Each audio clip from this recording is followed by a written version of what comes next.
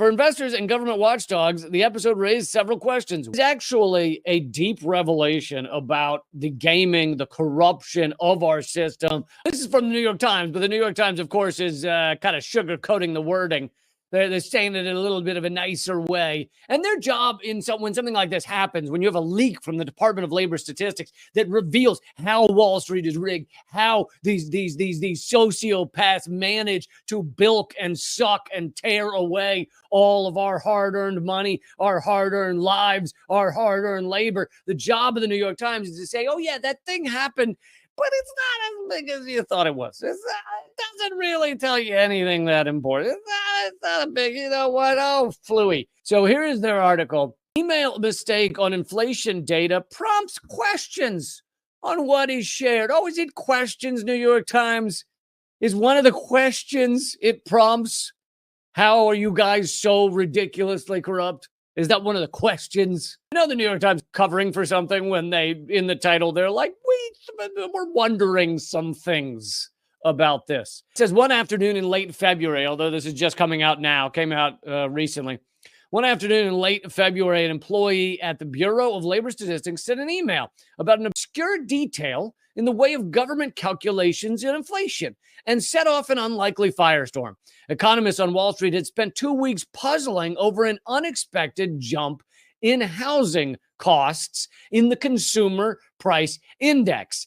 Now, something we need to put in here is Wall Street goes through all this data with a fine-tooth comb because they're gambling on all of this data. They're gambling on what corporations are going to do, what housing corporations are going to do, and what Americans are going to do, and whether Americans can afford homes. All of that is being gambled on in every which way, sometimes 3 ways removed. It's like I'm gambling on the people, gambling on the people, gambling on whether Americans will pay their mortgage next month. It is just straight up gambling. And so they go through all these numbers with a fine-tooth comb, not because they care about anybody, but because they are enriching themselves by gambling on these statistics. And so they couldn't understand why there was this jump in housing costs. And so they're contacting, because these are the top firms, these are the billionaires of our society, hedge fund managers, etc. They're contacting our government, which they essentially own, and saying, what's going on here? Why are these numbers jumping? And they actually get a response, whereas you and we wouldn't get a response. In an email addressed to quote-unquote super users, The Economist explained, this is an economist in the Department of Labor Statistics, so working for the U.S. government, explained a technical change in the calculation of housing figures. Then, departing from bureaucratic language typically used by statistical agencies, he added, quote, all of you searching for the source of the divergence have found it. Now, if you read this, it's easy to go, who cares? It's a guy in a U.S. government department sending an email saying, here's what happened with the numbers. Not a big deal, right?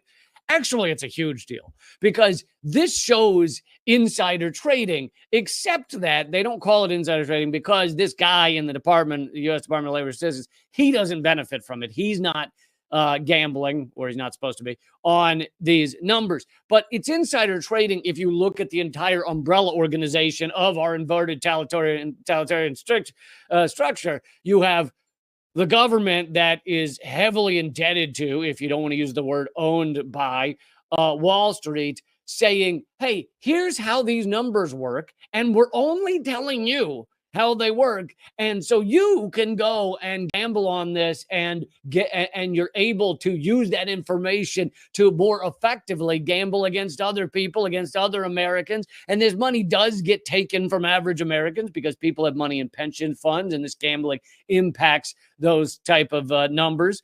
This email only went to, I think they say, 50 or so recipients. So these are the 50 largest users on largest Wall Street titans. These are the industry heads on Wall Street.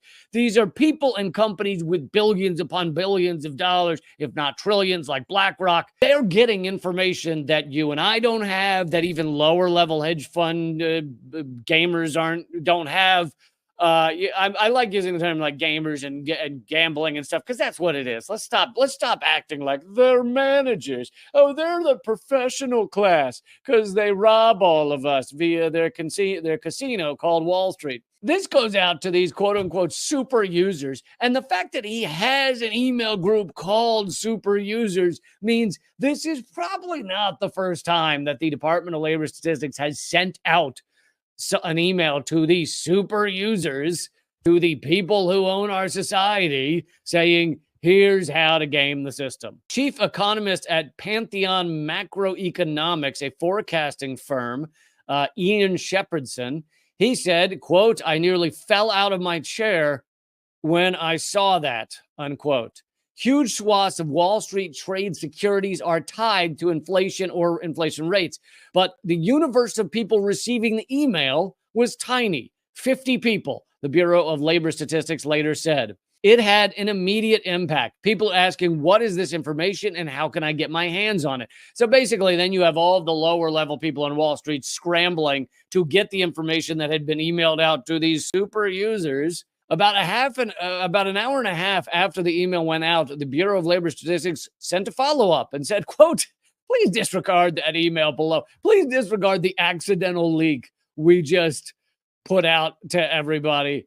Please disregard that email below. We are currently looking into this data, and we will have an additional communication soon regarding the housing data. For investors and government watchdogs, the episode raised several questions. Was the government sharing sensitive information with a secret list of super users?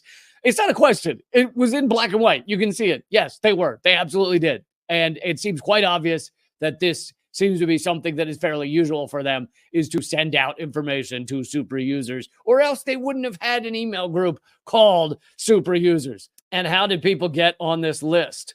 When a statistical agency interacts with private sector economists and analysts long a routine practice, it risks giving them a leg up in forecasting and betting. So what New York Times is covering, like, it raises some questions, is actually a deep revelation about the gaming, the corruption of our system, about how our government is tied to and is part of and is part and parcel to Wall Street, and how Wall Street is able to extract so much wealth out of the American people, while your average people, both, those who don't have money in stocks, like myself, we of course, we're not getting these advantages. But then you have all the people that actually are betting on Wall Street, and they're below that super user level, and they're also getting duped or gamed because they're not at the top, the tippity top of the top of the oligarchs of our society. This is a huge revelation by an accidental leak